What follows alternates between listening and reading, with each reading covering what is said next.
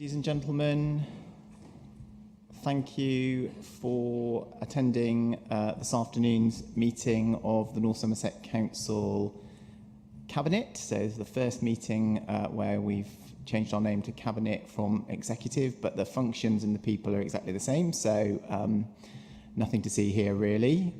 And if I could remind everyone that obviously we're streaming this live on YouTube, so don't say anything that you're not prepared to be retweeted by Donald Trump or whatever. So just be cautious about that. So the first item on the agenda is addresses by members of the public, and I believe we have two this afternoon. So if I could invite Amanda Barrett to address us first. Amanda, is that okay? Yes. Oh, okay. So in response to Councillor Waite's report, with reference point 3.8, final sentence, this location, Woodspring and Dundry Slopes, was relatively well supported in the responses to the consultation, and sites are recommended to be taken forward with a capacity of around 3,730 dwellings. Long Ashton is increasingly feeling dumped upon. The parish has had EPIC's planning application forced upon it, with, as you know, 94% of residents objecting to the proposal, both online and in our local survey. With Labour's commitment to a huge house building programme, North Somerset Council is forced to look at alternative sites and has settled, understandably so, on developments centred around the golf course.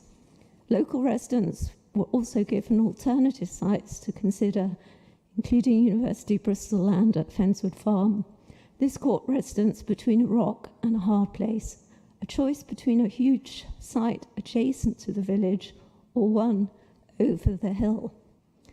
After an exhaustive process with the tortuous EPIC application, there was little appetite to hold a workshop with the local community to consider the merits of alternative sites that may have been suitable, bearing in mind the principles of sustainable and strategic planning. If so, perhaps Fenswood Farm could have hit the buttons. During the presentation by North Somerset Council, Woodspring and Dundry Slopes development was presented as fait accompli, which of course it is. It's owned by Taylor Wimpey, who bought it cheap a few years ago, have consolidated their position by buying or offering options on land around it.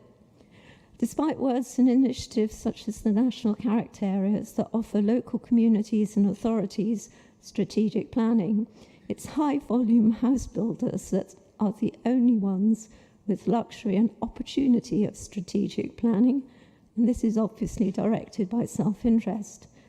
They also have access to the upper tiers of government, and residents increasingly caught on the back foot feel disempowered, disengaged and powerless. In order not to feel totally powerless, a small group of experts who live in Long Ashton and Dundry got together to look at the site with the principles of true sustainability suited to addressing the adverse impacts of social inequality, climate change and biodiversity loss in mind.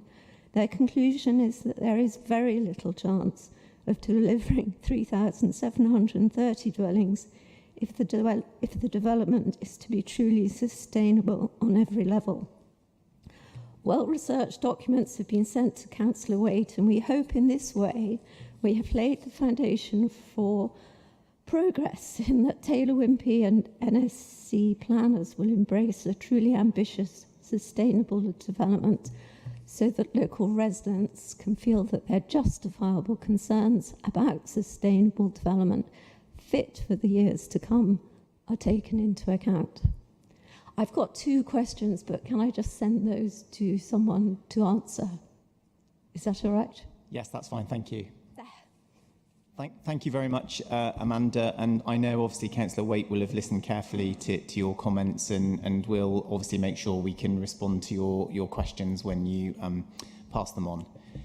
Okay, thank you very much. And the second public speaker this afternoon is Alan Rice. So Alan, over to you. Thank you. Good afternoon, Leader, Council, Cabinet members. The Ending Rough Sleeping for Good, published in September 2022, promised to end rough sleeping by the end of this Parliament. That particular Parliament ended on May the 30th, 2024, but could in theory have continued until January of this year. The present government has no specific target date to end rough sleeping, nor does North Somerset Council, nor the Street to Settle Partnership. The numbers are going in the wrong direction. The number of individuals identified in 2017 to 18 was 62. 2021 to 22 was 98. 23 to 24 was 176. This suggests not only the wrong direction, but also that we are following the wrong path. The rough sleeping strategy you asked to consider today correctly states that this is a national problem and not restricted to North Somerset. But instead of comparing with an equally failing system, would it not be better to look to somewhere which works? At the end of the Second World War, Finland suffered a land grab by Russia, rendering 400,000 Finns homeless, out of a total population of 3.7 million. Today they have a total of 4,000 homeless, and they count all homeless, including surfers. How have they achieved this? Two key elements: building social homes and the housing first approach. Between 1945 and 1960, Britain built nearly 2 million council houses, averaging 147,000 per year during the 1950s. In 2024, just 4,478 social homes, including council houses, were built by councils. Britain stopped building council houses, but Finland didn't stop. North Somerset stopped. Isn't it time to start again? Southwark Council built 500 in 2024. Since adopting housing first as a central part of its national homelessness policy in 2008, Finland's homeless population has decreased by 68%, with homelessness in Helsinki effectively eradicated. The strategy presented to you today promotes housing first, but also includes housing-led, which suggests a potential dilution. It says it had mixed results, which doesn't reflect Finland's experience. I'm sure councillors and officers would love a trip to Helsinki to see how it is done, but in these straitened times, why not just pick up the phone? I can give you the name of the person to speak to and their contact details. Thank you. Thank you very much, Alan. Very helpful. And I'm sure Councillor Homaris will have been listening carefully and will want to continue the conversation with you. So appreciate you coming along this afternoon.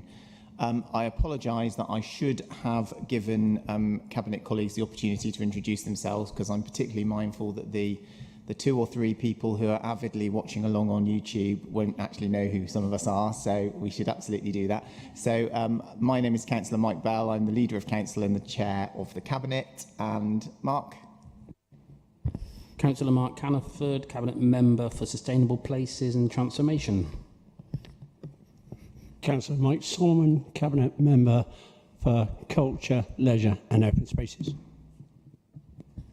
Councillor Catherine Gibbons, Cabinet Member for Children, Families, Lifelong Learning and Skills.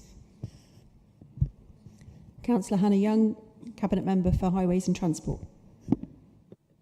Cabinet Member Annemieke Waite for Planning and Environment. I'm Councillor Jenna Homaris. I'm the Cabinet Member for Homes, Health and Equalities. Councillor Roger Whitfield. I'm the Cabinet Member for Adult Social Care. Councillor James Clayton. I'm the Cabinet Member for Safety in the Community.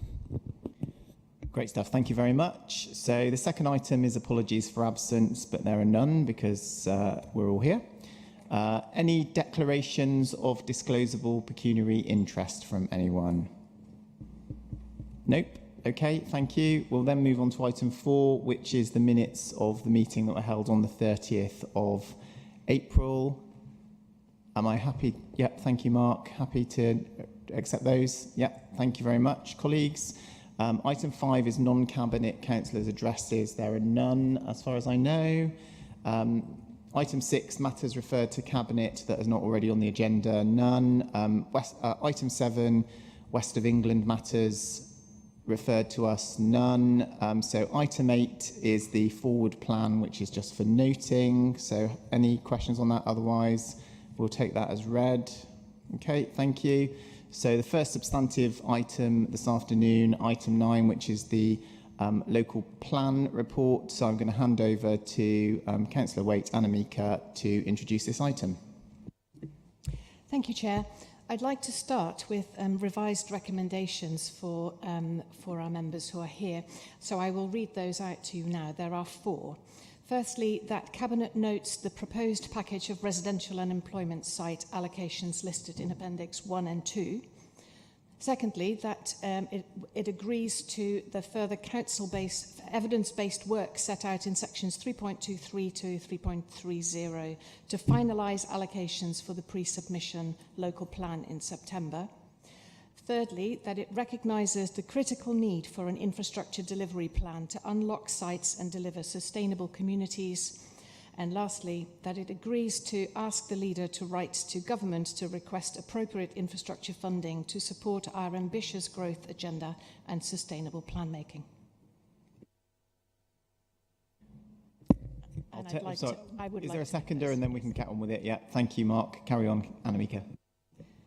Right, so can I go in with my introduction? Thank you. All right, in that case, thank you, Chair.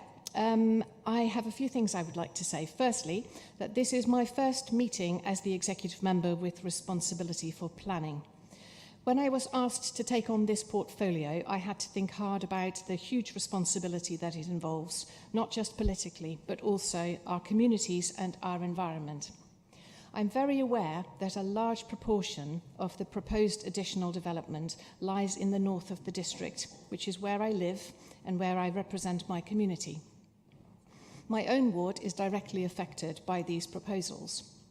I know firsthand that many communities in the north of the district are already feeling the strain of previous developments, particularly in terms of infrastructure. Our roads are congested, public services are under pressure, and communities rightly want to see these things resolved before more homes are built.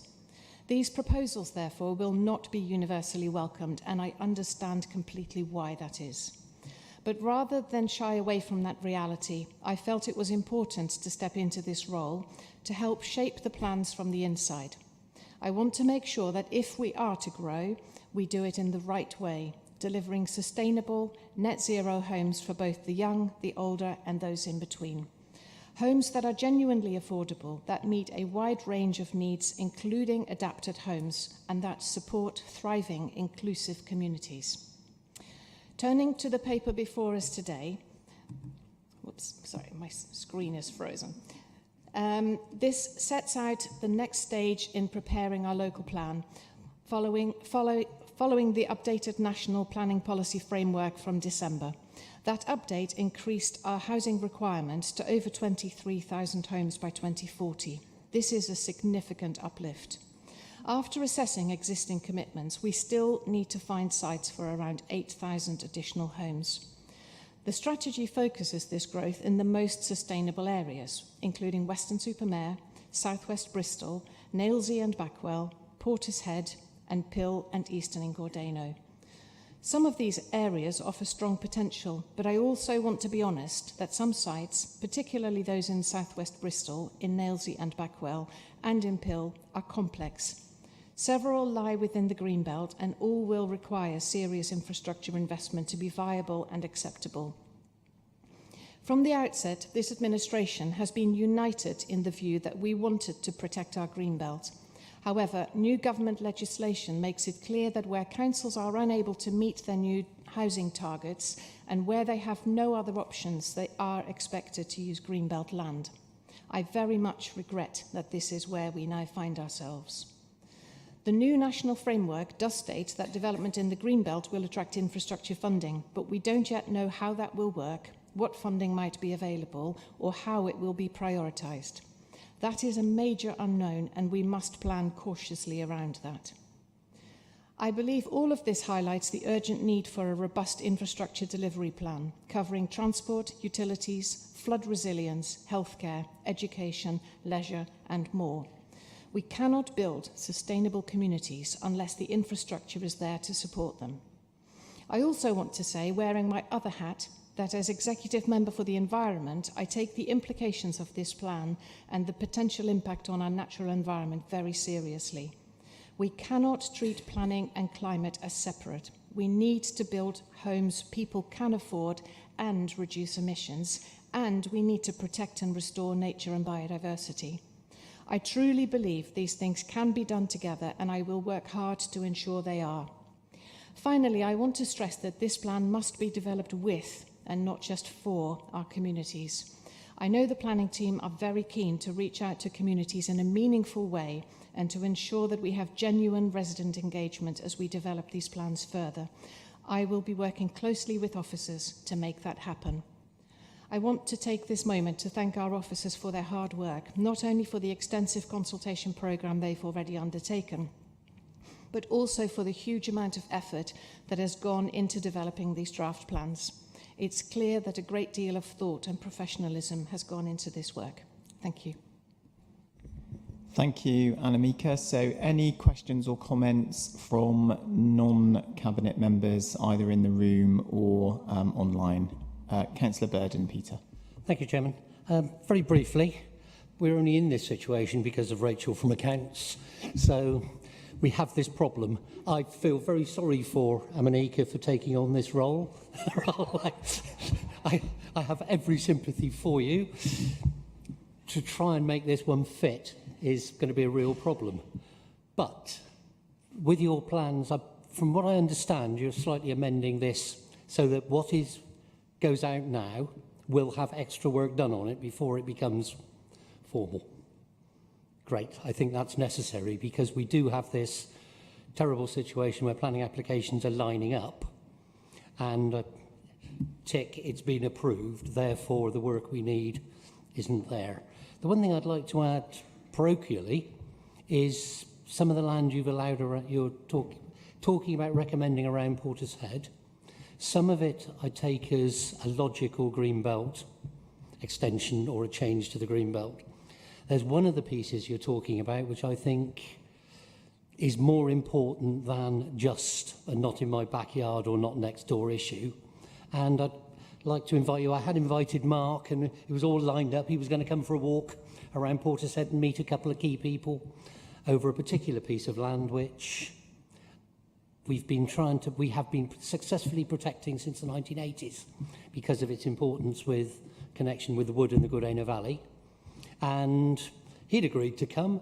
Can I ask you to please agree to come and have a look at this land with me at some point? Thank you for that. I'd be absolutely delighted to do that. Just let me know when it would be suitable and we'll get our diaries together. Thank you.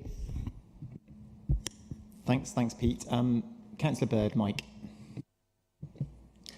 Well, firstly, I'd like to acknowledge the huge amount of effort Natalie and her team have put into this draft effort and apologise for the amount of time they've had to deal with my missives. However, although I'm pleased with the efforts made in the revisions and welcome them, they still don't go far enough to appease fears over this document. Whether a site within the plan is viable with existing external infrastructure already there, or is completely unviable and unsustainable without major external infrastructure, they are both classified as proposed and allocated. There is no distinction within the plan on which site is which. Proposed and allocated is a huge green light to developers to push their developments forwards.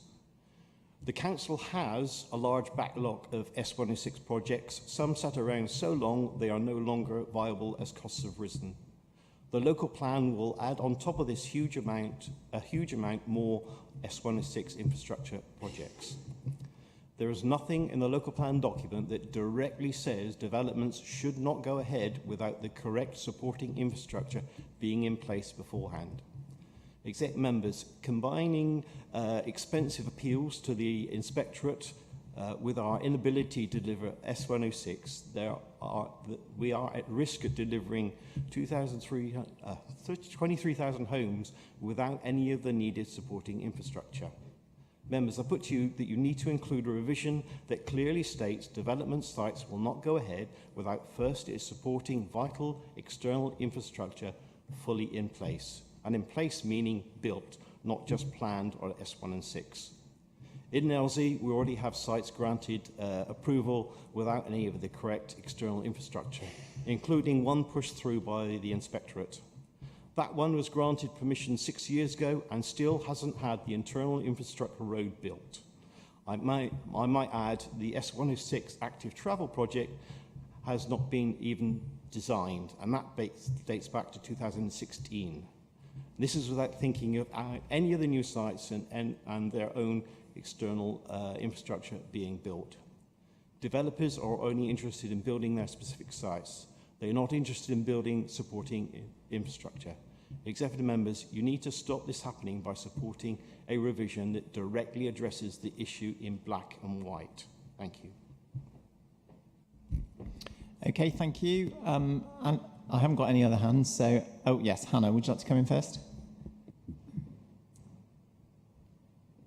Yeah, I want to make a couple of comments on the revised recommendations. So, firstly, fully agree with the question around infrastructure, and we do need to push for that. It's absolutely something that is critical for our communities, and we know that it's going to be impossible to build without additional, particularly transport infrastructure in various locations across North Somerset, Nailsea and Backwell being one of them, and with a mind to the airport. On the recommendation around the letter to the relevant government lead, I of course agree with that, but I also think we need to recognise the things that also fall to a degree within our gift. So it's been made very clear through government policy that while we don't know the detail of all of how infrastructure will be funded, that certainly on transport infrastructure that mayoral combined authorities have a much greater role in future. And we know that we've expressed our view as a council that we would want to join the West of England mayoral combined authority, although at a number of council meetings recently, I know that there are members who don't consider that's the right thing to do. But I do think it's important to flag that if we chose not to do that, then we would find ourselves with very much less money in order to be able to provide that infrastructure, but with the same level of targets around building houses. And while, you know, it's not just a question of going into a body for the money alone, the whole thing has to work for us, and the governance has to be right. I do think we need to recognise that for our transport infrastructure particularly, we know it can't stop at the borders of North Somerset. It has to work within the context of a region that is operating really well and making the case to government as a region, because individually as North Somerset, I don't think we're going to have as much impact as part of a mayoral combined authority. And so I would really like us to recognise that, not as a formal amendment here today, but just to say that there is more that we can do than simply write to government and ask for more cash for infrastructure, which is desperately needed. Whether it's a question of Rachel from accounts or Liz from accounts, I'm not sure, but I'll leave others to judge that one. Councillor Caniford, Mark. Thank you, Chair, and I will do my utmost not to tread on anything Annemiek is doing, because I know she's picked up a tricky task, and I'll always be there to give her a hand if she needs it at any direction. But first of all, I'd like to welcome the report. And I do think this report gives some direction to the community and to the developers. You're quite right, there's more work to be done, but it does allow proper planning to go ahead rather than speculative planning, which we are plagued with. And I know that the planning officers and councillors are absolutely frustrated by that what comes to us. In terms of the 8,000 more houses, you're right. One, we don't need them. We know that. Our needs assessment tells us we don't need them.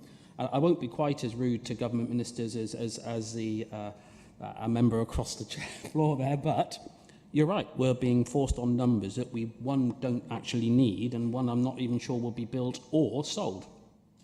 But we do have to understand that if we don't meet this challenge, developers won't stop applying and won't stop building. They'll just get permission ahead of time on this land.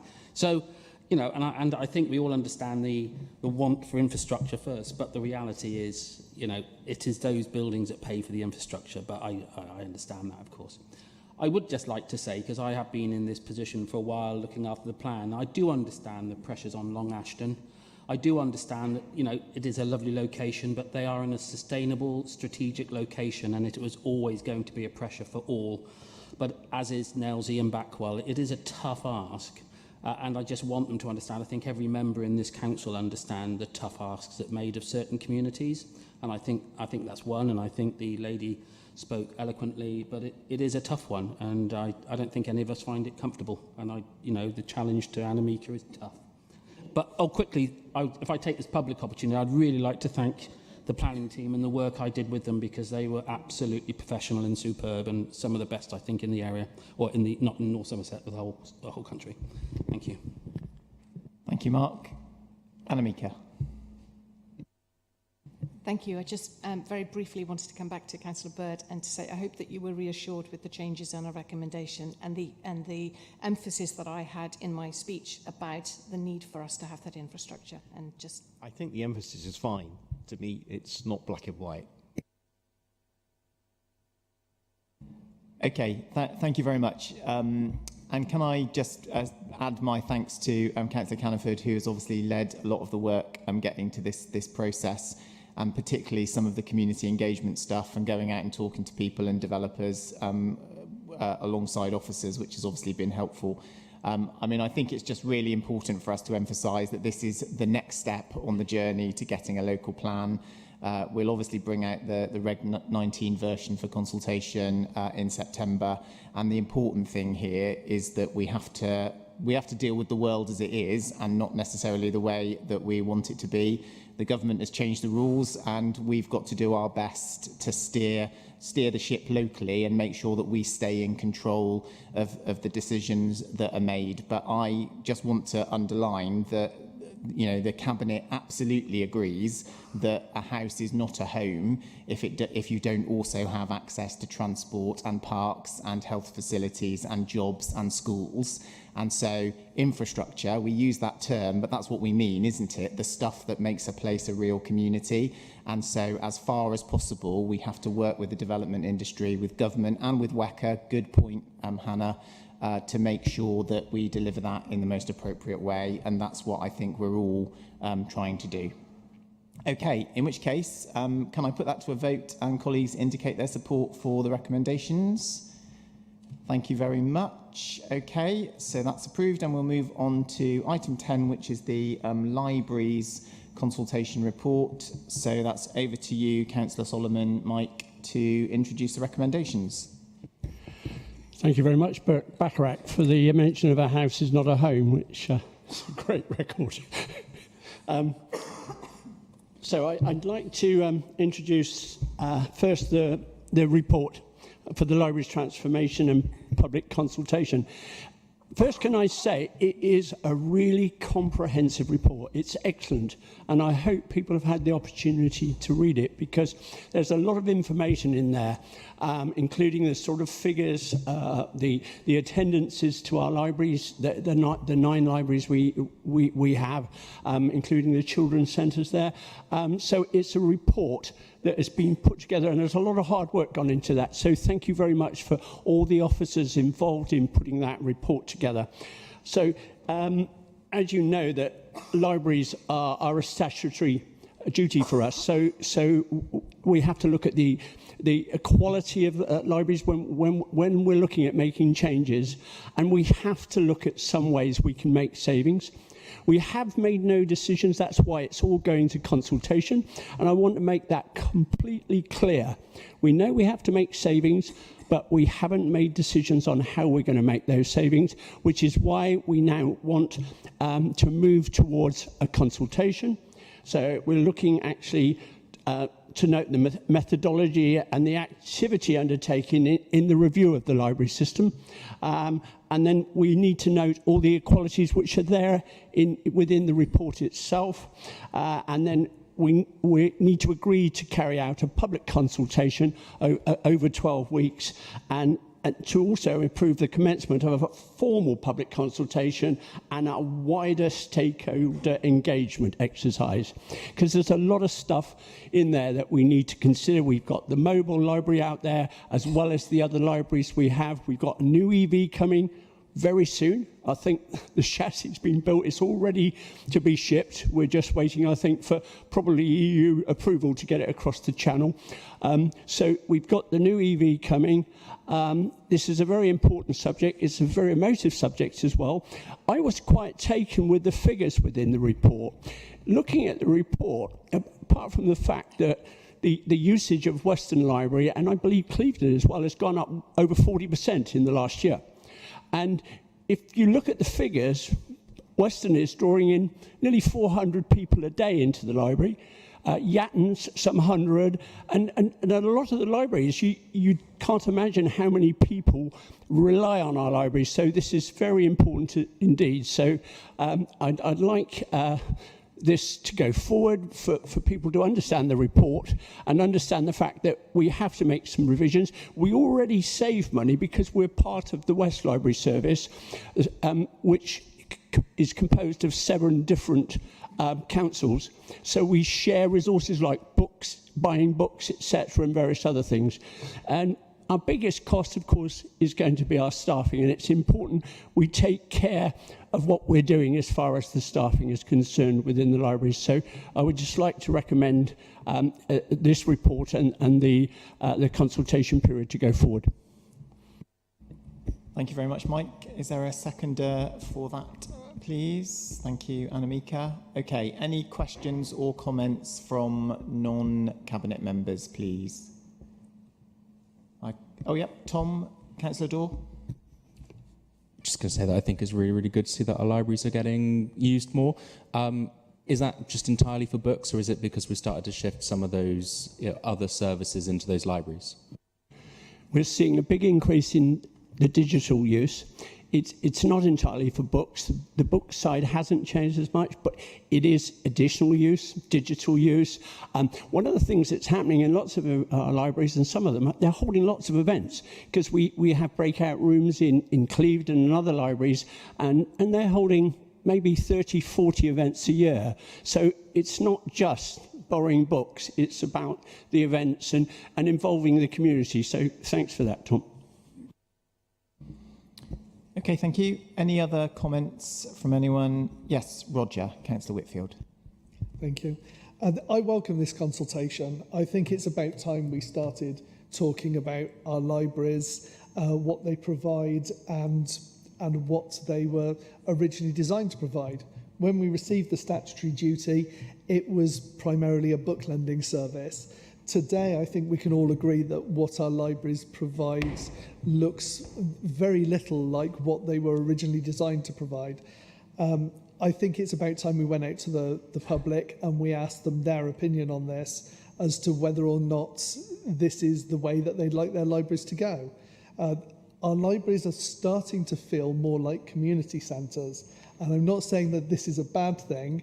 I'm just saying that maybe we look at the way that they're funded and fund part of them as community centres rather than funding them as libraries, because from a library perspective, a lot of the work done isn't really library work anymore. And I don't think anyone wants to see that work going, and therefore we wouldn't want to see a cutback in the library service that then impacted upon the social value that comes with that. So I welcome the consultation, and I hope that the public will engage and give us a good response as to what they'd like from their library service for the future. Thank you, Roger. Hannah, Councillor Young. I just want to say I think it's a really helpful document. It's a lengthy paper, but there's so much information in it, which Mike's obviously touched on.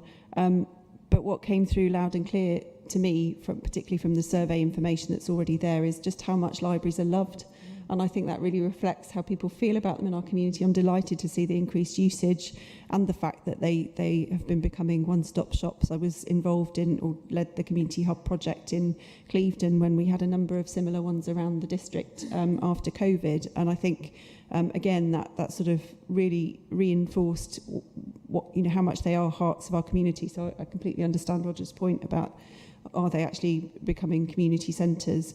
But I'm really conscious that whenever we go out for a consultation, people think we've already made decisions about what's going to happen. And so, there's an awful lot of information here that people could use to think about what's the future for this service and how together do we do something different that enables us to make them as productive as possible, but obviously recognising the reducing money that councils have to support these facilities.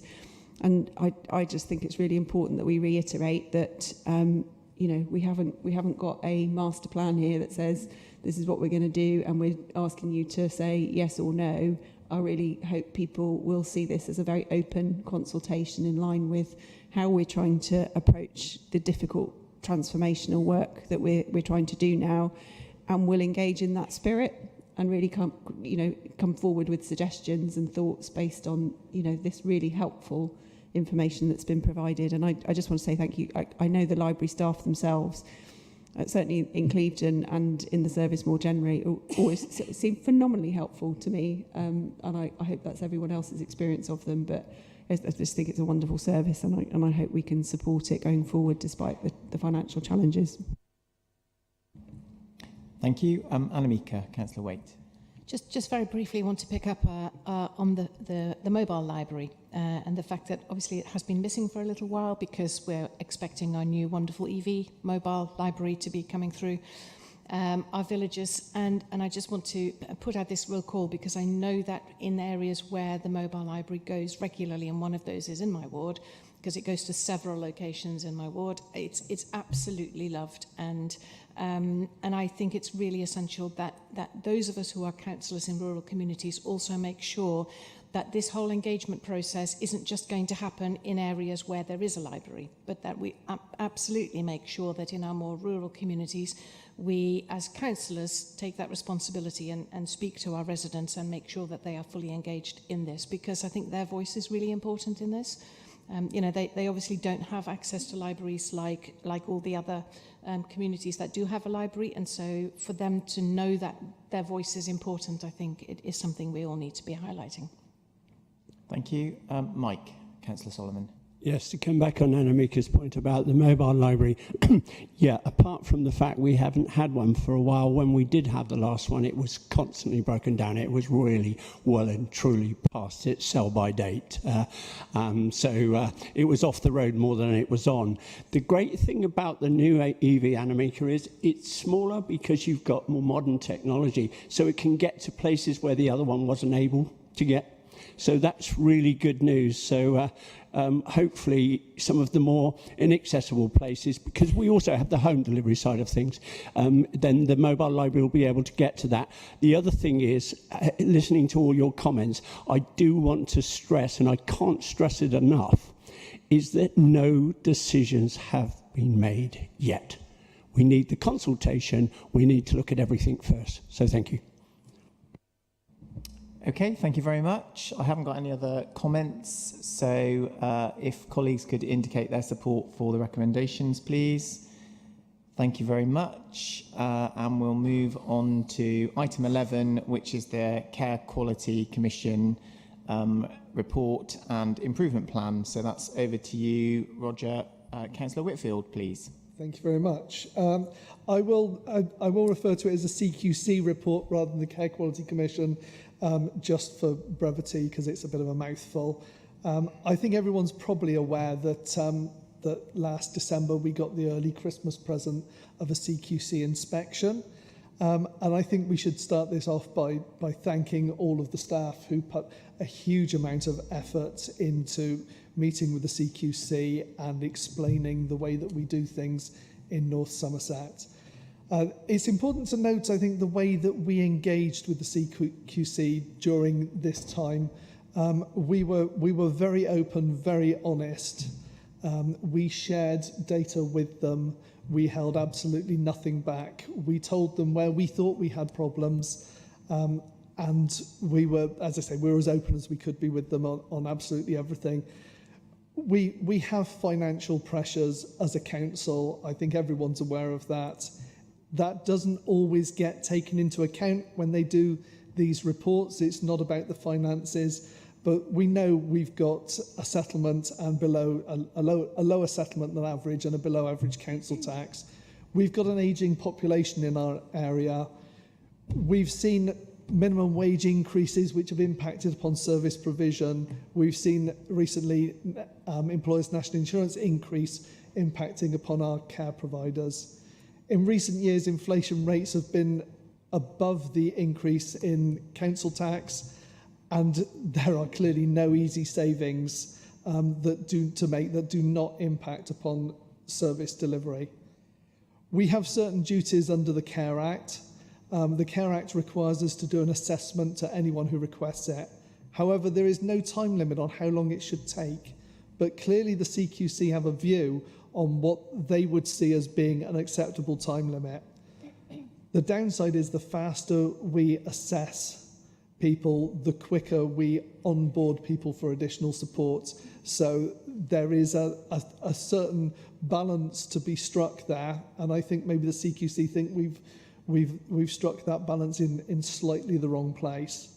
The score that we got was requires improvement, which I don't think anyone in North Somerset was hoping for, but it is what it is.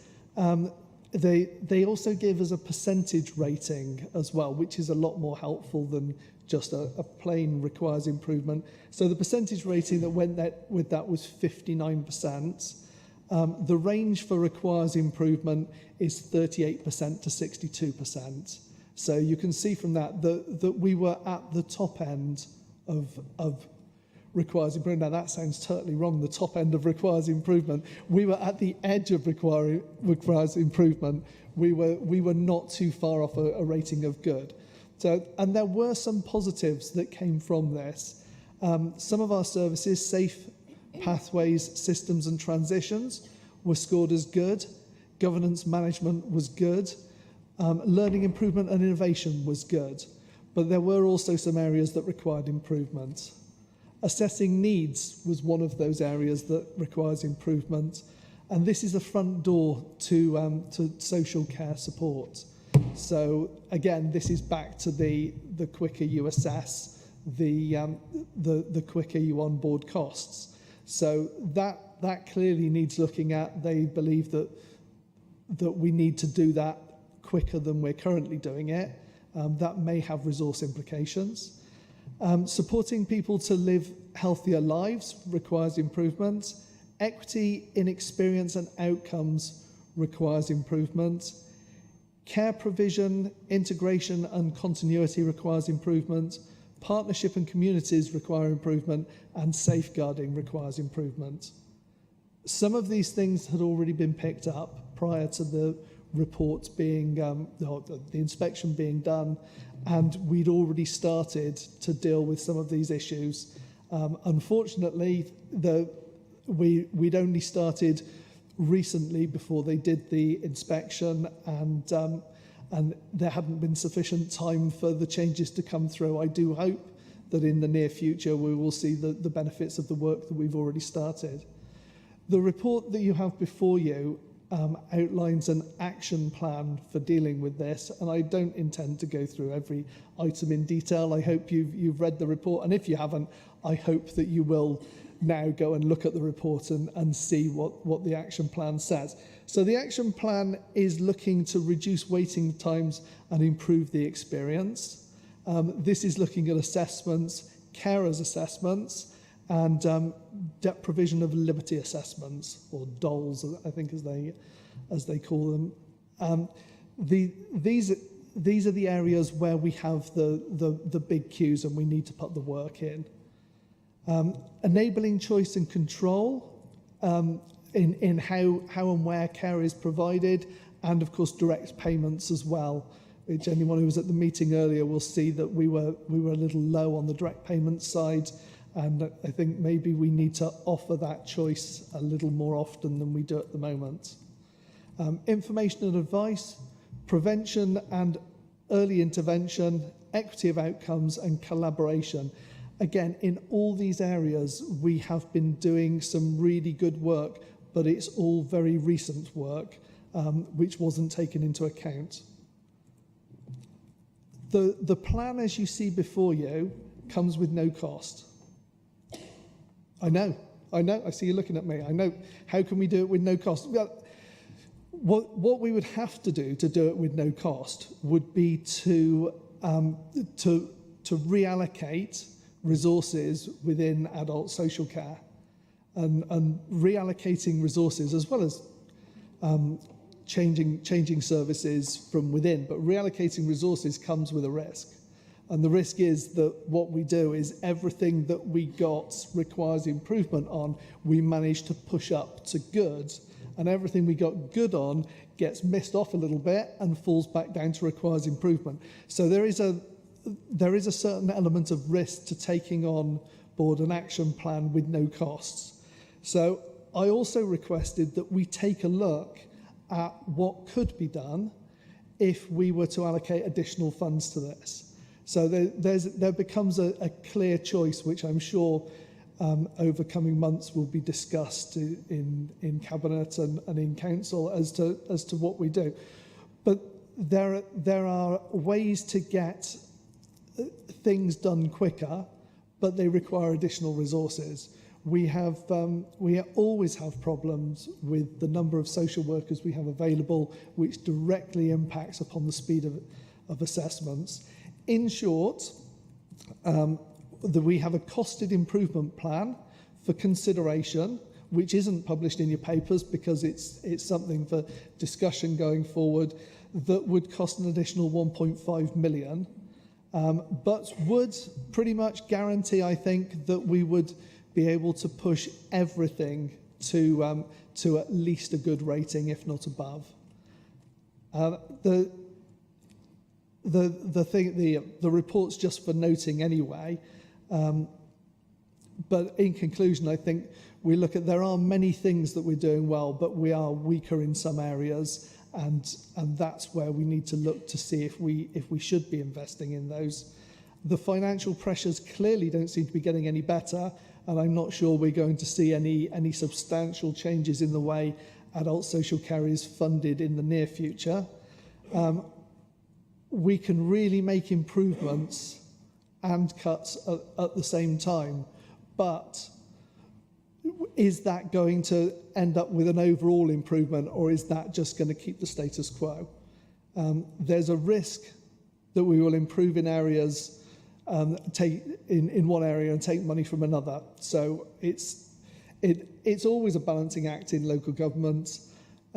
I'm not sure anyone has the overall solution, but I think we need to look at this quite carefully going forwards. What's clear from the report is that we can't continue to make savings in adult social care and deliver good services across the board. So yes, I think we need to look at different ways of providing the care that we do, and look for opportunities to transform some of the services that we have. And hopefully, when we get our next inspection, we will get something better than requires improvement. Thank you. Thank you, Roger. Okay, can I have a seconder for the recommendations? Thank you, Catherine. Any questions or comments from non-Cabinet members? Nope. Any? Oh, yes, Dan, Councillor Thomas. Just a quick one, Chair. I wasn't actually planning to say anything, but thank you, Roger, for the reports. Just on the costed improvement plan, I'd very much welcome sight of that costed improvement plan at some point when it's allowed to be shared with non-Cabinet members, and obviously would welcome that coming to Ash for scrutiny. Thank you very much. We'll work up a little more detail on it. It's a rough costing at the moment, but yes, I would love to bring that to Ash. Thank you. Thank you. Very good. Any other? Yep, Hannah, Councillor Young. Yeah, I just want to confirm, Roger, I think we've talked in the past about the fact that North Somerset Council receives less for the care that we provide for people coming out of hospital because they don't need to be kept in hospital than other local authorities do. A lower percentage, we get a lower percentage of that funding when we're doing that work, and that's something that's at the decision of the Integrated Care Board. I may have got that wrong because it's not my portfolio area, and Jenna may also be able to help out, but I'm just wondering how far that might help us to bridge the gap in terms of wanting to obviously achieve the best quality that we can for those we're caring for, and where actually we might be suffering because other partners who have had quite substantial investment more recently as priority departments and services, you know, and where we might be needing to look for those resources. Thank you. Yeah, it sometimes feels as if we're the poor cousin when it comes to ICB funding. There are many areas in which I think we could do better, and where we seem to receive an inequitable amount, whereas other authorities receive a much larger share. A lot of that, certainly the Section 117, the mental health money is already baked into our MTFP savings anyway. That's, I think, it's 3.1 million, and that is that's part of our savings. So it's not like we can sneak that out and get it somewhere else. I am just hopeful that the ICB will agree with us that they should be paying 50% as they do in other areas instead of 30% as they pay here. Thank you. Okay, thank you very much. So, Catherine, do you want to come in? Yes, Councillor Gibbons. Yeah, just very briefly, thank you for that report. And I think it was right that you highlighted the areas of good work, because it is so difficult when you have these kind of judgments. And I know very well that the headline can overshadow all the tremendous areas where our staff do fantastically well. And that's true in adults as it is in children's. And I think we had a session today which highlighted the fact that so much of what we do, the real change can happen in the interfaces. So this is another area where it's almost like a whole council approach to make real improvements. And I just welcome the work that you've highlighted that we'll be doing together with Children's Services on transitions for young people and pathways to adulthood. Because I think we step in early enough, we can make a real difference to these people when they move into adult life. And I guess it's an area where I think all councillors need to be interested and concerned. So I hope everyone will get involved in this work as it goes forward. Thank you. Thank you, Catherine. I agree. Transitions into adulthood is a specific area. I'm glad we are working in that area because it's been a substantial risk for a period of time. We've identified it. We're putting some resources into dealing with that, as are children's services as well. And the overall outcome for this should always be that the experience for the person who's transitioning from one service to another should be as good as possible. Now, whether that means that they should continue to get exactly what they got from children, from adults, that's maybe not what it means. Maybe what it means is that on the way through, they are left without a cliff edge, so that they know what's going to be happening. Many children will transition and not go into adult social care, and the sooner they and their parents are aware of that, the easier that transition will be. So there's a lot of work to be done around there, just to make sure that we are getting the best experience for children and young adults as they move through.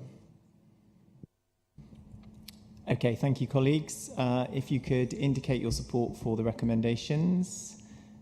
Thank you very much. Thanks, Roger. And we'll move on to item 12, which is the Homelessness Prevention and Rough Sleepers Strategy.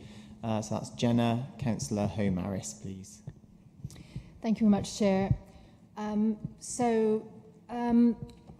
think the first thing to note is that this is a strategy which was required to be published by the government, a 5-year strategy, and there was a sort of an agreed June deadline for this, but work is ongoing. So what I would say is that it's the work is ongoing. It's still in motion, but we did have a deadline, and that's why we're hoping to pass this now. And there's a correction, which is on paragraph 5 on page 172. The grant amount it says we have received £324 million. I would be delighted if that was the case, but unfortunately it's 324,759. So could that be changed? Well, that would solve all our budget problems, wouldn't it, just for 1 year? And also the second thing is that in Appendix 1, the strategy, it should in fact be the supplementary document. So hopefully you have all seen that in the document pack. So briefly, how is this document prepared? There is a homelessness review, which is the evidence base, and officers have gone through all the data. This is an absolutely fascinating bit of work. Following that, there were 2 consultations with numerous organisations and individuals, the results of which are also recorded in this consultation document. It went through scrutiny, so thank you to Councillor Dan Thomas for reviewing that as well with colleagues. And there were also very long discussions in Cabinet and the senior leadership team. So I do want to thank the officers, in particular Sarah Stillwell and Lynn Trigg, and everyone who responded to the consultation, including Western Housing Action representatives. I think there's a few things to point out in this, which is, the first is about the links between housing and health. Our previous strategies, 2 strategies, have always linked these 2 areas. Homelessness and rough sleeping are not just, it's about lack of a home, and also about lack of good physical or mental health, and each one influences the other. And homelessness is also not just about rough sleeping, it's about all other kinds of housing insecurity, which are often very difficult to understand and to track. There are a lot of systemic factors for this, which the report goes through, and I just think it's fair to say it's a very complicated or complex system to try to tackle, and it sometimes feels very hopeless. But I think what's good is that when we understand more about the North Somerset situation and looking at the evidence base, our homeless prevention rates are actually, they're better than the Southwest average, they're better than many of our neighbours. Of course, North Somerset is smaller than Bristol, but we also have fewer officers.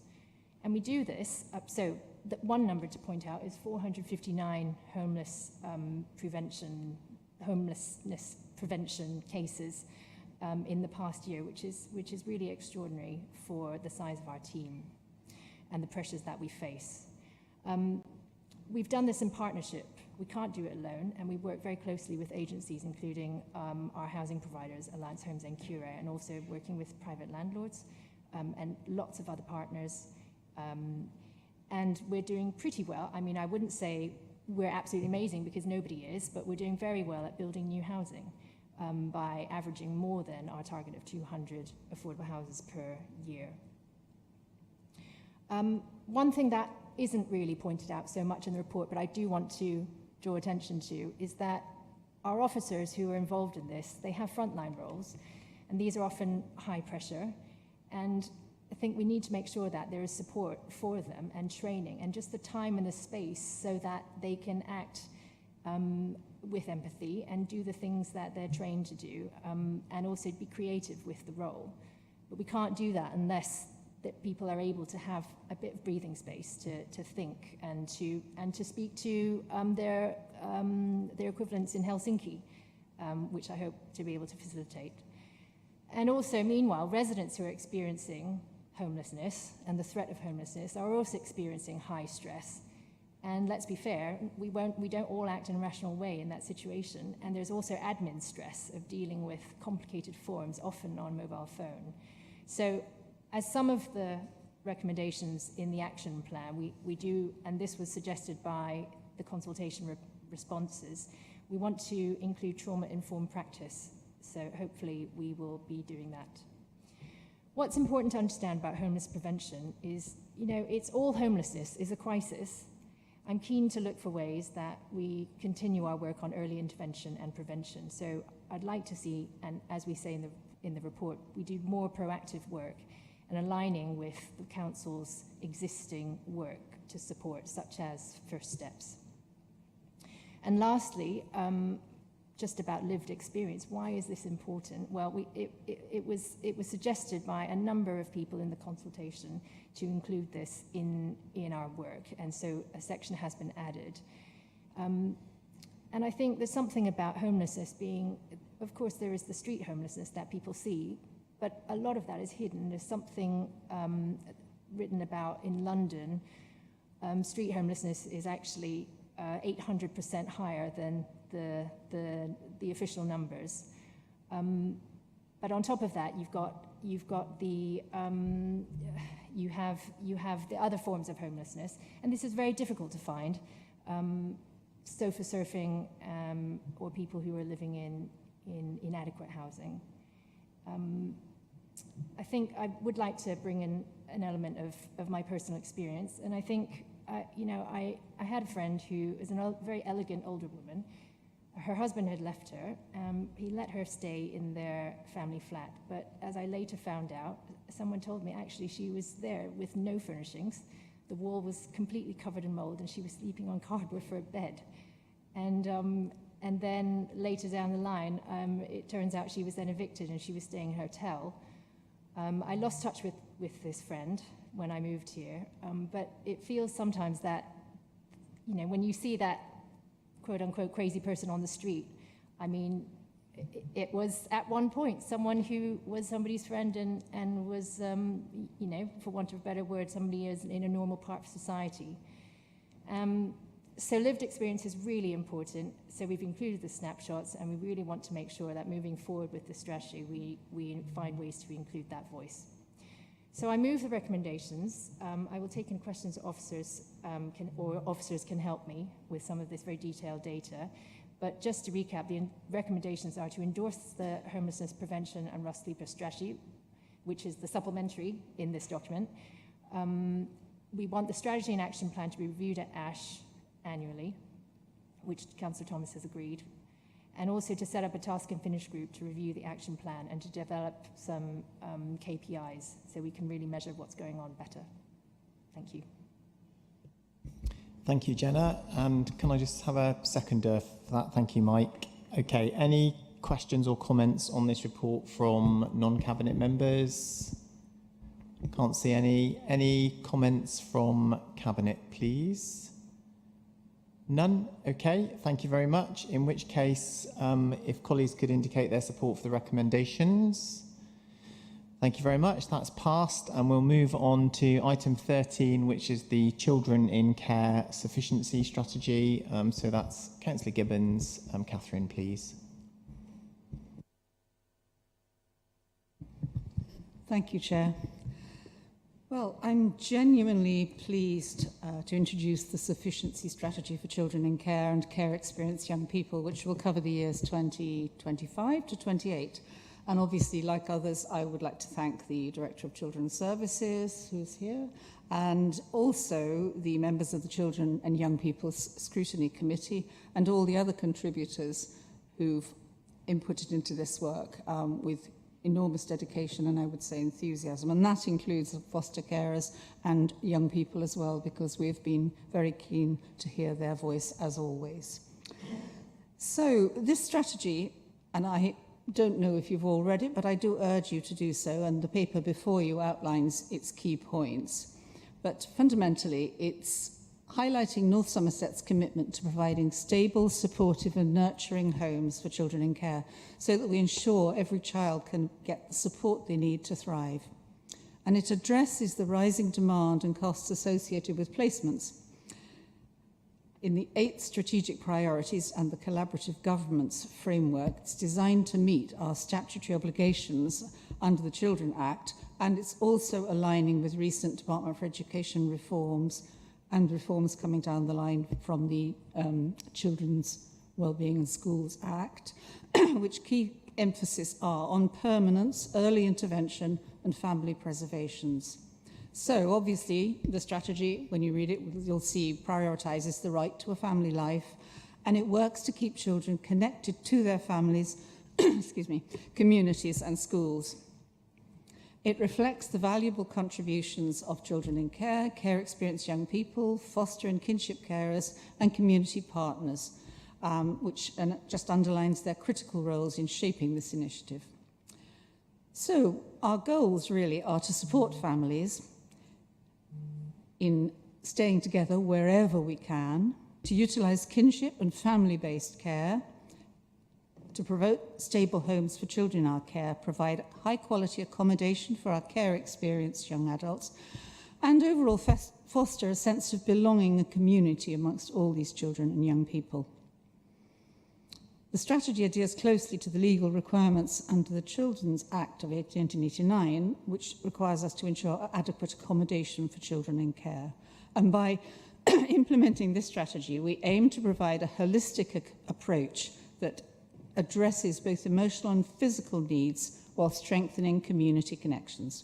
It is also aligned with recent reforms, as I said, which emphasise permanence, early intervention, family preservation, and above all, the need for sufficient placements. Thus, a central aspect of this strategy, and one of the recommendations I'm hoping you will support today, is our proposal to establish 2 new therapeutic in-house residential services and an edge of care home funded through our council's capital programme. This is a really important and, I believe, game-changing development for children's services in North Somerset, to bring some of our services back in-house. And the importance of in-house children's homes is well known. All the research supports the fact that these are vital for many reasons, chief of them being cost effectiveness in terms of outcomes versus spend, because we've seen over the years in many local authorities that the shortage of local placements has led to us having to rely on paying premium rates for private care in the sector, and it can be located quite far from the children's original family home. So reducing our reliance on these private providers, we can not only lower costs, save on stress and transportation and lack of connection to the family, but ultimately, and more importantly, we provide enhanced care for our children, because with an in-house provision, I believe that we can deliver tailored support that meets individual needs within a nurturing local environment. We can maintain greater control over staffing, ensure high quality and compassionate caregiving, and have a better level of monitoring and oversight of services, which will enable us to intervene, if necessary, much more quickly. So in conclusion, this strategy is designed significantly to improve the care experience for young people, to promote stability, quality of support, and strong community ties. So I'm proud to move these recommendations that you review and adopt the Children's Sufficiency Strategy for 2025-28 and its action plans. And it's well worth reading in great detail because it's really ambitious. And to support the allocation of £2 million in capital funding to develop the children's homes, 2 children's homes for medium to long-term care for up to 4 to 6 children, alongside support provision to reduce the number of children in care, and to support the ongoing governance and delivery via the Sufficiency Board and the Transformation Programme structures. So thank you, and I'm happy to take questions, and I know that Claire Shields, the author of the report, is here also to answer any questions if you have any. So I'm looking for your support, colleagues. Thank you. Thanks, Catherine. Can I have a seconder? Thank you, Mike. And do you want to speak as well? Yeah, so Councillor Solomon. Yeah, I'm supportive of having our own care homes, but I'm also aware from something I'd read as far as children in care in some of the care homes in various council areas, that you have to meet a certain criteria. And some of the care homes, because the children aren't meeting a criteria, whether it's ethnic, whether it's whatever, there are care homes where you've only got 2 children in there. Is this something that would be a problem for us, Catherine? Well, these homes that we're talking about are actually only going to deal with a maximum of 6 children anyway, and they would be our children that we would know their needs very intimately. So I wouldn't say that that would happen. I can appreciate that when we are using private providers, that can be an issue, but I can bring Claire in, who is much more of an expert on this, if you want to make a comment. Yeah, thanks. Hi everybody, I'm Claire Shields, the Director of Children's Services. Matching can be a problem, and you can find some children's homes where, because of the needs of one child, it becomes more difficult to have new children join in. So there is a job of work to be done to make sure you get good matching in the right places. We have been working and lobbying quite hard with Ofsted, because some of the reasons for what you're describing, Councillor Solomon, have been risk aversion related to Ofsted inspection criteria. So we're working working quite hard across the region with Ofsted to change up how they do that, and also offer assurance to providers that that's not the case, that the inspection framework doesn't do that. Sometimes it's fear rather than the reality of the Ofsted inspection that it's getting in the way. So quite a bit for us to do. I'm confident that with the right registered manager and knowing our children well, we'll make the right placements and right choices. Thank you.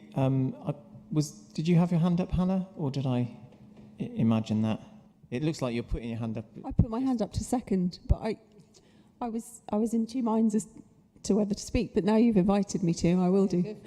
Just sorry, everybody, I have to stay here longer. No, just briefly, I just think it's. I also support that, of course, that we'll be bringing some of the provision in-house. I think it's a fantastic thing to have allocated funds towards, assuming that we do.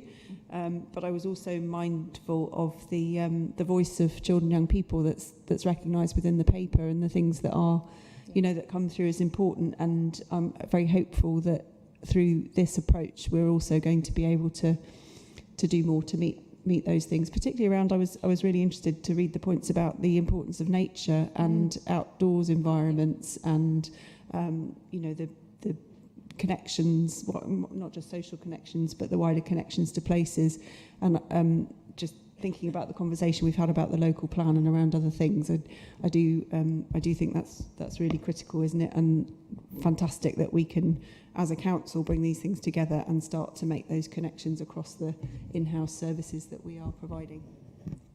Thank you. Tom, Councillor Daw. Thank you. I think it follows on really well from the discussion we were having earlier this morning about that kind of remodelling and levelling up what we do and how we kind of get more control over how it is, because from my understanding, these things are going to start costing us a lot more, more profits for corporations that may not or even be registered in this country. So I think it's very, very good. And I, as a young person, I'm very, very happy to see this. I hope as well that we can go and visit these places when they're up and operational. I think it's quite nice to be able to kind of connect better with what it is that we're providing for children and young people. So I'm very, very thankful of the work you've done, and I am very pleased by it. Thank you. Yeah, thank you. Very good. I've got no other comments. Can I? Oh, Roger, go on then. Are you seconding it as well? No, I won't second it, although I would have had I been given the opportunity. I just wanted to say that, as Tom said, on the back of the meeting we had earlier on transformation of services, it's good to see a proposal coming forward for a real transformation of service, a real change away from the way that we have traditionally done things in this council. And I think it's a very brave move. There is risk involved in it. We all know that. And I think to get real change in what we do, we need to stick our necks out a little bit and take that risk. So I welcome this, and I will be supporting it. Thank you, Roger. And I think you're right. We do have to be brave, and we have to make real change, not just for young people, but for all our residents. And I am really excited about this development. Yes, there is risk, and obviously we will be, it's another area for inspection and things that we have to be clear about, getting it right. But it is the right thing. And I talk to parents who've got children in care in placements far away, and you see them having to travel many, many miles just to have a little family time. So if we can change that for a few families initially and work towards getting more local provision, I think we will be doing a great service to our young people. So thank you. Go on, Tom. Just to jump in one last thing and say thank you very much to Claire, because, from what we learnt this morning, you've been handed a very, very difficult area of the council, and kind of try and just manage it. You've got very stuck in and gone, here's a proposal on how to change it, and I really hope that we see a lot more of this, because it is, as Roger said, it is a really good change to see, and I think it will address a lot of those issues that we are seeing. So thank you very much. Great. Okay. So on that wave of positivity, would colleagues like to indicate their support for the recommendations, please? Thank you very much. Okay, we'll move on to item 14, which is the Tropicana Operator Contract Award. So this is Councillor Solomon. Over to you, Mike. Thank you, Mike. Yes, we all know that the Tropicana went through planning and was approved. The work that needs doing, that was approved in May. So it was another step forward. We're now at the situation where we'll be asking the Cabinet to approve an award of the operator's service agreement and lease for a 25-year period, subject to all the final contract and T's and C's. I mean, we have at this stage identified a company. Also, the delegation of decision toward the final operator's service agreement and lease to the Director of Healthy and Sustainable Communities in consultation with the Cabinet Member for Culture, Leisure and Open Spaces, the Section 151 officer, which I think is you, Nick, isn't it? No, not you. Assistant Director of Legal Governance, Monitoring Officer, and the Director of Environment Assets. And so plenty of people involved in that decision. And any further decisions may be required under the constitutional delegations for completion of the legal suite of documents once the terms and conditions are finalised. I'd like to thank the team that have been involved with this over the last couple of years. There have been an awful lot of work gone into this since we were awarded the funds from what was then the Luff Fund, and the teams involved with this have worked very hard. It's gone through various consultation periods. It's gone through a proper procurement exercise where everything was looked into. It's been scrutinised. The leader of the council and myself have been heavily involved, along with the CEO, with things. There's been a panel that's been looking at it as well. So it has been well and truly scrutinised. We're now at the decision where we've identified somebody and want to offer them the contract. So I'm open to any questions, but we're in a very positive place, and it's an exciting time. The planning permission, it was okay. Not everybody loved the building, but it had to be functional. It had to work from an acoustic point of view. It has to stand up to the weather, and I think in the end it was a good compromise. So there was a bit of controversy over that, but it's onwards and upwards now. It's an exciting time, not only for Weston-super-Mare, but going forward also for the rest of the area, because anything that brings visitors and also locals to the seaside is great. So I'd just like to get my colleagues' approval to go ahead with awarding this particular service agreement.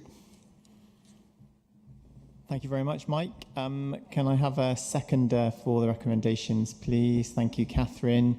Any questions or comments from anyone? Yes, Tom, Councillor Dorr. Sorry, yeah. I was just wondering kind of where the scrutiny kind of falls in for this, is once we've awarded a contractor, which panel will this go to? Will we have the opportunity to scrutinise them in future?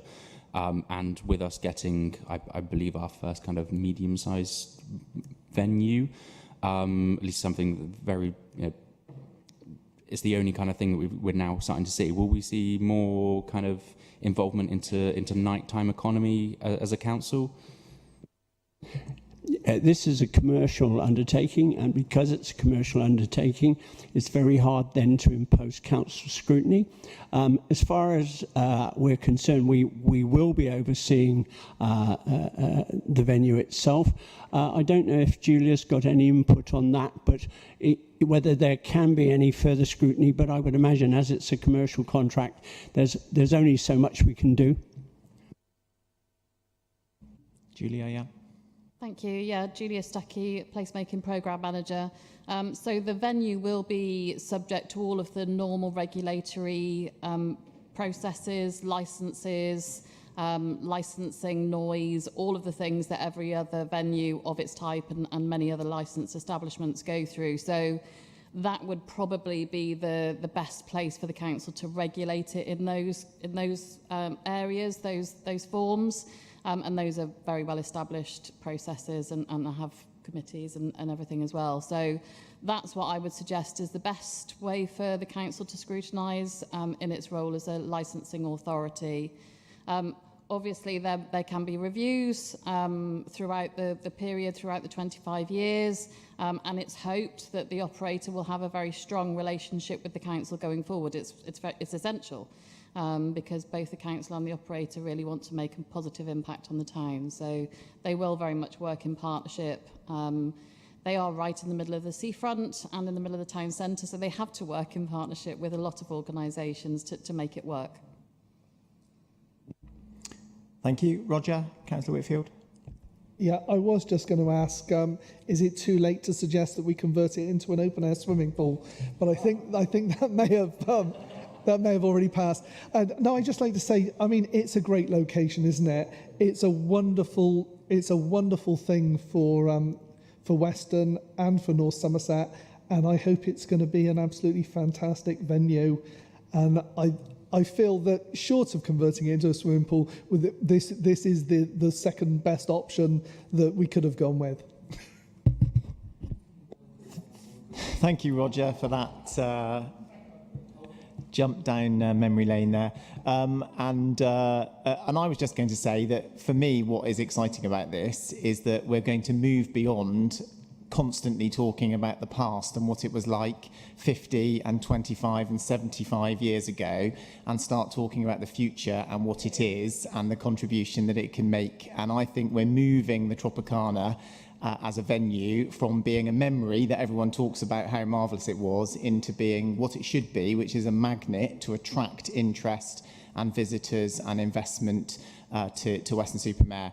I think the team have done an incredible job in extremely challenging circumstances, because the challenge that have been presented to them is to create a long-term sustainable future for a building which, frankly, successive administrations have faffed around with and sometimes thrown money at, it has to be said, and still not come up with a solution. So I think to rise to that challenge and get us in a better place is great tribute to all of them. And let's hope, we're not quite there yet, are we? But let's hope within a very short period we'll get the signatures on the document with the operator. The construction work will be underway, and we'll be talking about the future of that venue, not the past. So I'm very happy to support the recommendations as well. And I invite colleagues to indicate their support, please.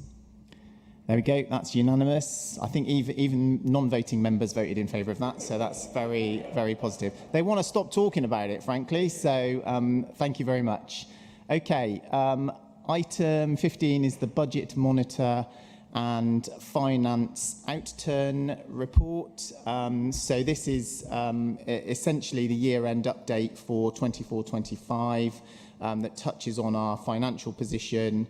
There's a subsequent report around performance, which we'll come to in a moment. So I'm very happy to move the recommendations. And I think the headline, and we were not always confident that this would be the case, but the important headline is that we did deliver a balanced budget for 24-25 and continue to demonstrate strong financial discipline as a council, despite all of the challenges that arose. And we know that particularly in the demand-led services like adults and children's social care, we saw really significant budget pressures in 24-25, exceeding £24 million in total.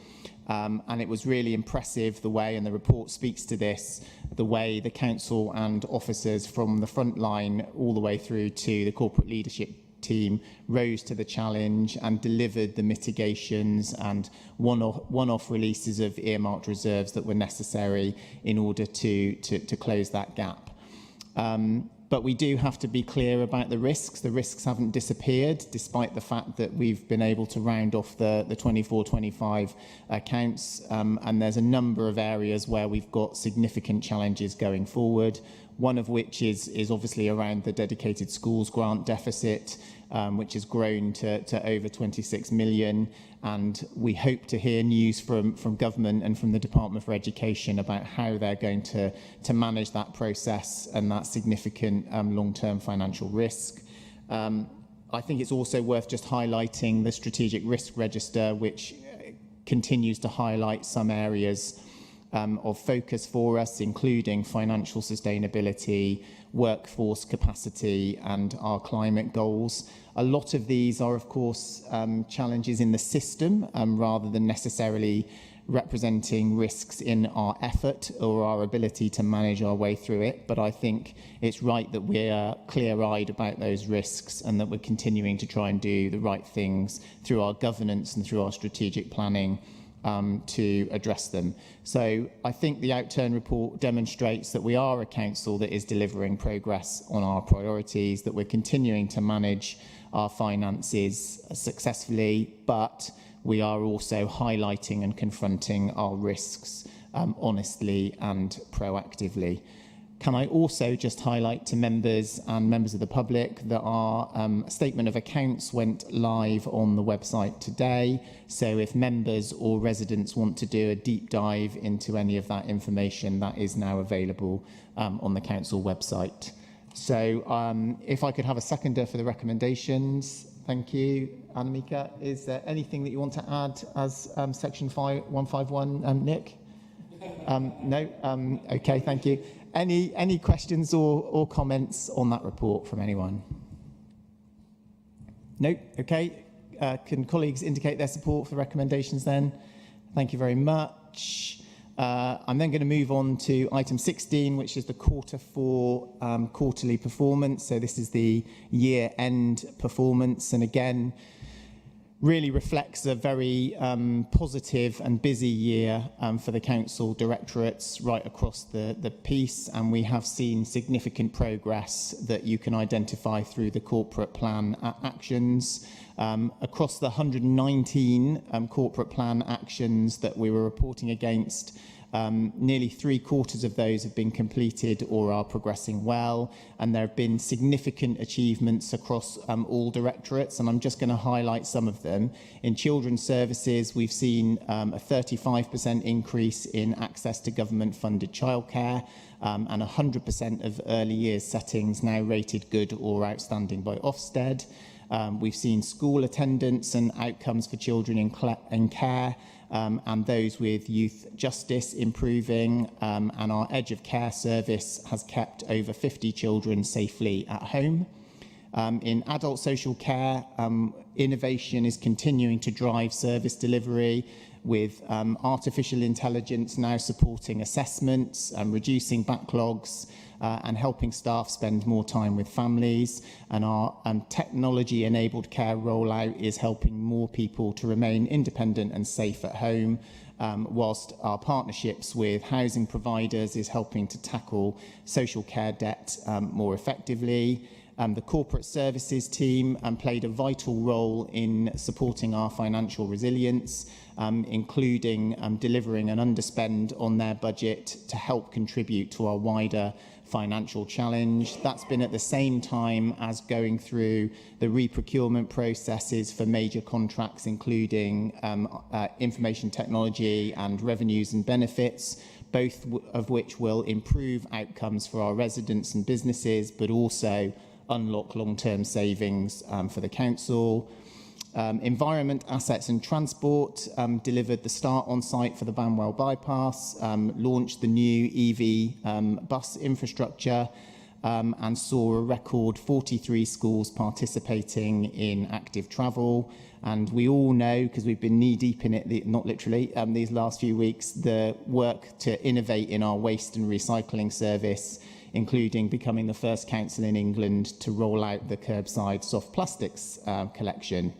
And then lastly, in healthy and sustainable communities, our public health programmes are making a real impact, from the Swap to Stop campaign, helping 900 people quit smoking, to new services achieving hepatitis C micro-elimination and addressing health inequalities in our most deprived communities. So again, I think it's really important that we spend a lot of time talking about our financial challenges and the risks and the things that we could do better, but it's important for us to celebrate and recognise where there is good achievement, and we're continuing to deliver really good services for a great many people across North Somerset, and particularly for those that most need our support.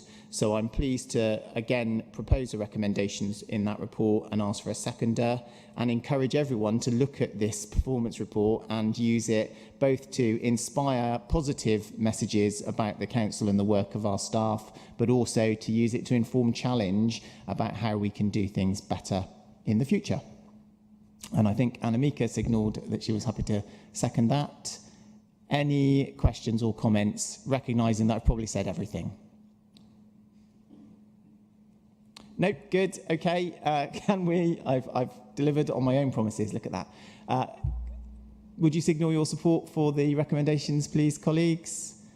Thank you very much. Okay, and then item 17 is the appointments to outside bodies for which the Cabinet is responsible for nominations. So the list was circulated with the agenda, so I'm going to move that that's approved and ask for a seconder.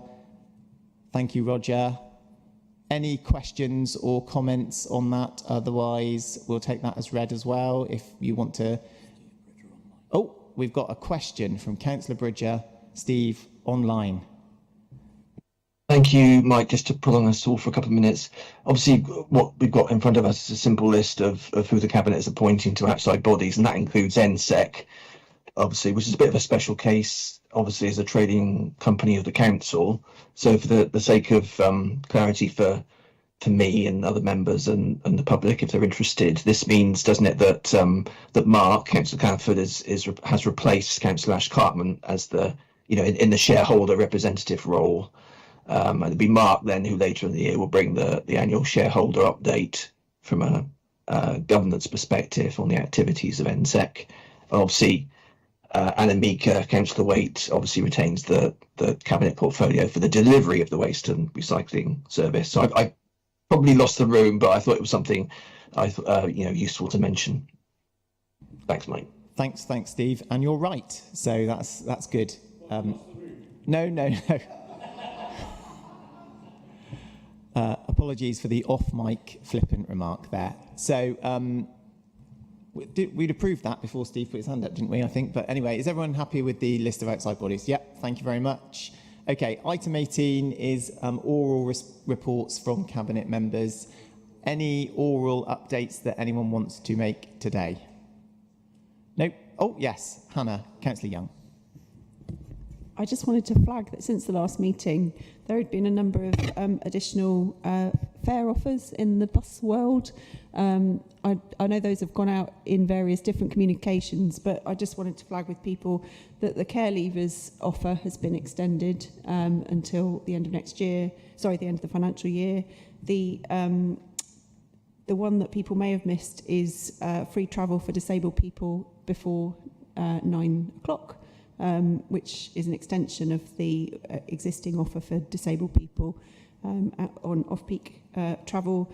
And obviously the new Mayor of the West of England has announced more recently the offer for free travel for young people up to the age of 16 in the school holidays, which is very welcome. And I just wanted to flag with people that all of those things are being funded in various ways by central government grants. So it's not that we are taking council tax and worrying about money and then giving people free travel offers at the same time. But I think it's really positive to see those offers, and I hope it will mean that people can get out and about across North Somerset during the summer particularly, and hopefully spend some money in our local economy.